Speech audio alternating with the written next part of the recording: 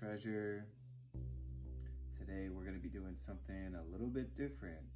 It's started with the idea of recycling all this scrap wire after all my wire wrap pieces are complete. Usually I'll end up with something like this for scrap wire, and I started to chip it into little sprinkles. So I just take the clipper pliers and just chip off little pieces, and then the result is all these little tiny silver, gold, and copper sprinkles. I don't know if you can see that, but anyways, the idea kind of evolved from there, that like, well, what if I could develop some type of an orgonite from resin, and then just use the sprinkles in there to be like an added flavor to the resin. And so this right here, these two are some resin pieces that I made yesterday. You can see when I got the kit, it came with these little like star or flower and heart shaped sprinkles. And then on the inside of this one, you can see there's a golden heel that was kind of a mismatched charm from a bulk supply of charms that I got as well. And so what I'm thinking is that what I'll do today is show you a tutorial for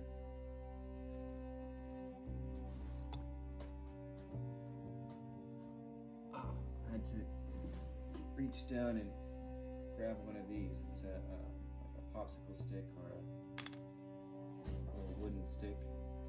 And so, oh, and the other thing I gotta grab is the gloves. Safety first, right?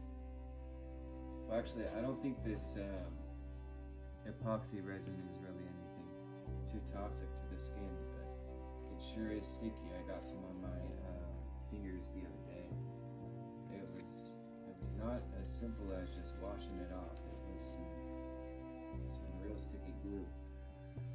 Anyway, so what we're gonna do is, or what I did yesterday to get these two created is, this is the molding cast, so it goes over just like that, and this one I'd have to stretch to fit it, but it went over like this. So you pour on the bottom side, and then you pour. So it starts at the bottom and then fills all the way up to this would be the bottom, right, of the pyramid. And so they're both upside down when they're cooling.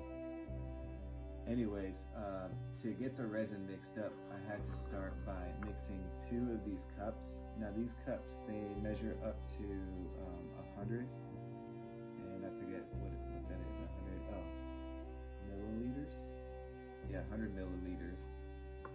So you go one in A and one for B. And what I did is I poured it to halfway, so 50. So that way, when I combine the two into a third cup, it fills up all the way to 100. And so what they recommend is that when you pour them in and then pour them in the mixing, you want to take the stirring stick and mix it up. Mix it up and mix it up. Now the instructions said to go for about 8 minutes. Honestly, I think I barely reached 3. And then next, what you do is you take that mix and you pour it into yet a 4th cup, and then you mix that up. And the idea behind that is that all the resin that, say like if you pour A first or B first, whatever gets stuck on the bottom still gets mixed in. When you pour it, that way you get a little bit of extra mixing. And then once you have your 4th cup with the mix, then you can start pouring in the resin. So we're gonna give that a shot today. And I remember I did 100 milliliters of total resin last time and managed to produce both of these with still a little bit of extra. So what I'm gonna do this time is fill it only up to about 30, which is this line right here, which you can't really see, but I can see it. So fill the epoxy resin up to 30, and then we'll cap that. Switch out. Now we're doing the A. Oh, and by the way, it's for this they recommend a 1-to-1 ratio, so that's why it's 30. If it's 30 on one, it's 30 on the other.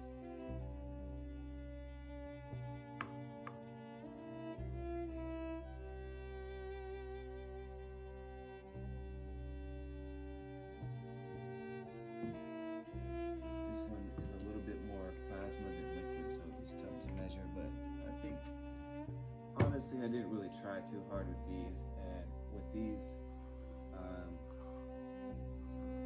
I'm hoping that we'll get lucky. It's not going to be a big issue. So now what we do is we take both of them, pour into the one container.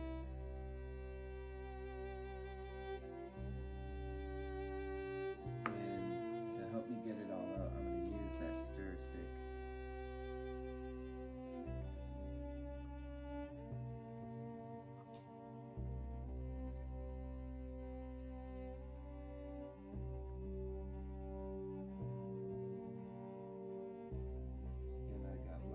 I forgot to lay down some kind of protection for spills. That's a bummer, but I got this desk for free anyway, so not too worried about that. Just a little hand-me-down.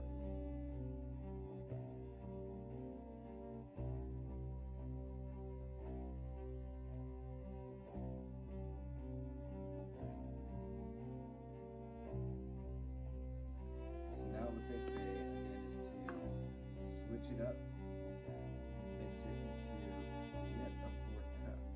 And they say they recommend to do that to make sure that everything like on the sides of the cup, that all gets mixed in, so you don't get stuck with some unblended mix on the sides, and then have that be your ready product to create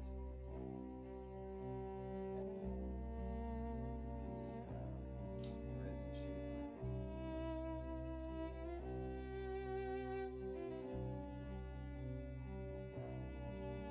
So I'll set that aside for now. Mix this.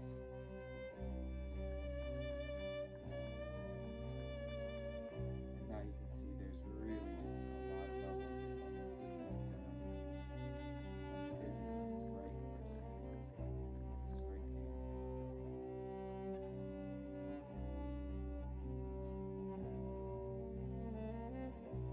So now what I'm thinking, last time what I did is from here I took these sprinkles and poured them directly into here, and then from there I poured it into the mold.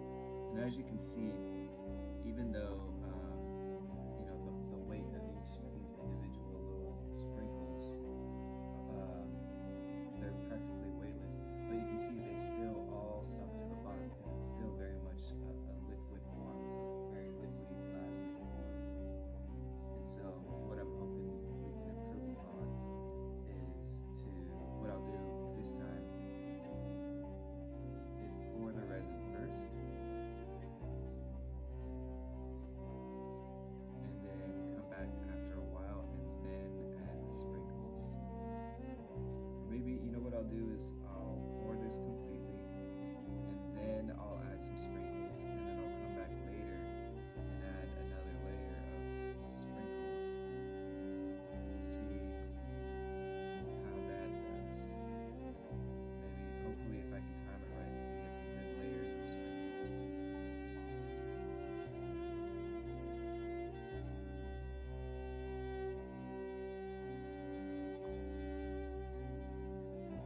So it looks like going 30 and 30 was actually not quite enough resin to fully fill this mold. But honestly, I'm not too concerned about it. I mean, it's just my second attempt. Plus, you know, we have these little wire sprinkles, so maybe they can add to the volume. Oh, and by the way,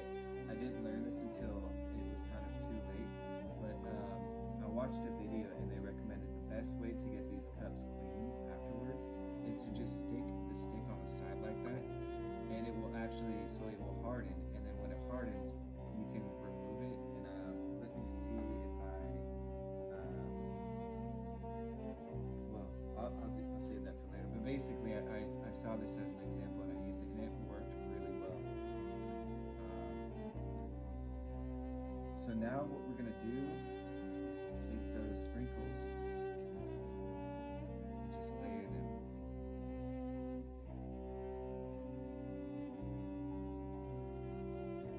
And I can see that even though they're like virtually weightless, I don't know if that's the right terminology, but they're sinking instantly. So I'll hold off on the rest of the sprinkles actually, and then I'll come back later to this once it's hardened a little bit more, and then I'll add more sprinkles. So we're gonna give the video a quick pause. Come back just a moment. Well, it will be just a second for you guys, maybe an hour or two. Alright, so just a quick update since I stopped the camera. I noticed that as I poured the resin and then did the sprinkles on top immediately, they immediately just sunk to the bottom. So in the amount of time the camera was off was probably 10 minutes tops, not very long. And what I did at that time is I took this stirring stick and tried to see if I could like whisk some of them up and maybe get like a cool spiral motion. But they just continued to immediately fall. So then I gave up on that and used the stick to like scrape off and like let drip the whatever remaining resin is, so that I can fill this up as much as possible. It's still not quite all the way to the rim, which I think will affect the flatness. You can kind of see this one. Never mind that dimming. That's just my concrete. And then as I got the most of the stick cleaned, then I put it back in its place, so it's ready to dry like that, and then I can peel that off. And then since then I took some, so those were all the silver sprinkles that I put in there, and then what I started with next is just lightly sprinkling the edges, so the outer edges of the square rather than directly in the center, because I realized that it's like that bulk weight, it's almost like a very fragile sheet, the layer on top. So the more concentrated the weight is, the easier it is for everything, all the sprinkles weight to just drop through. Whereas if I approach it from just sprinkling a little bit on the outer edges, you can see that they actually, let's see if I can get you in. So you can see those gold ones on the top, they lasted. And it's only been about 10 minutes. So let's see, I have this, this is a black, it's called hypoallergenic, and it's just a little spring from an earring gun. So I'll drop that in the center. And I can see that it's already, so watch it together actually. So you can see, oh, it just went under. So now it's slowly sinking towards the bottom.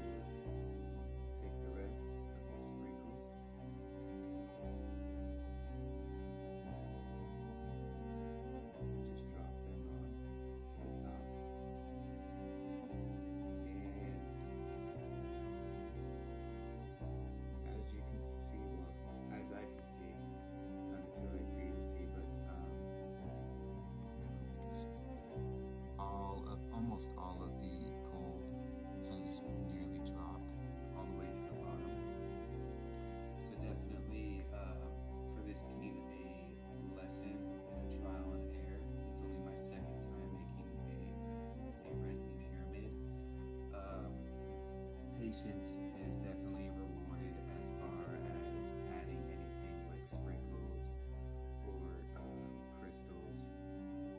I'll drop this little ship of quartz. That'll be a lot heavier, so surely it will sink, but it will be interesting to kind of mark. That's probably just going to drop all the way down. It would be more interesting if it were to kind of say suspended, like mid-drop, just kind of find that timing where it's just solidified and it's not going to drop any further. But I can see clearly this one has already made it halfway down. It's going to make it all the way down by the time this thing is dry. Alright, so stay tuned for the next resin episode. Hopefully I'll be a little bit more skilled and be able to give a little bit more insight on the process. Peace. And we're back. And it's coming up on like 4 hours now. And I'm looking at it, and some of the copper and in fact some of the silver and gold even managed to stay. About four little sprinkles managed to stay just right at the surface. The rest, for the most part, just completely sunk down, unfortunately. So now that we're at, really it's like 3.5 hours, and this is like an overnight process for drying. So right now, what I'm gonna do is, at 3 hours, drop these little, they're like emerald and like other various types of green crystals, and I'm gonna drop one in each corner. And the first one that I dropped, I can see that it's already like warping. It'll sink.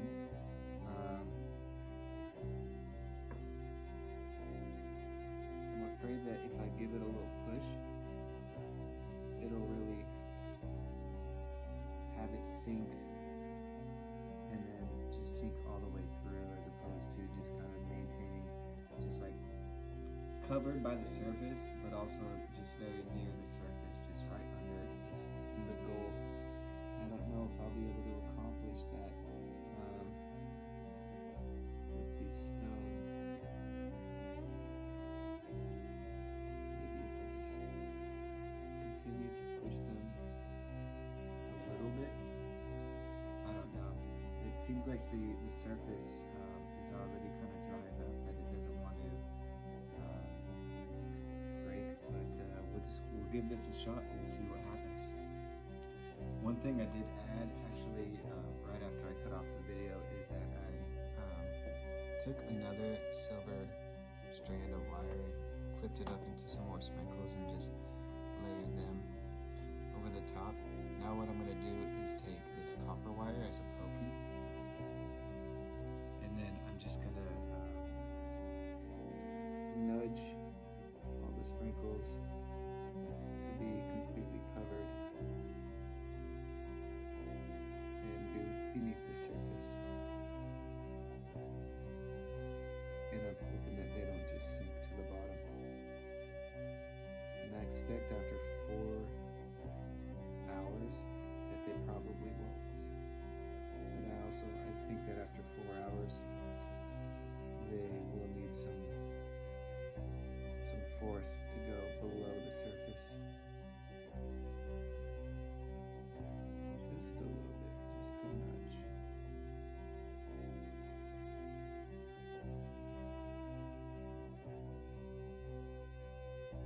Feels weird. It feels like I'm pushing on some gooey ice.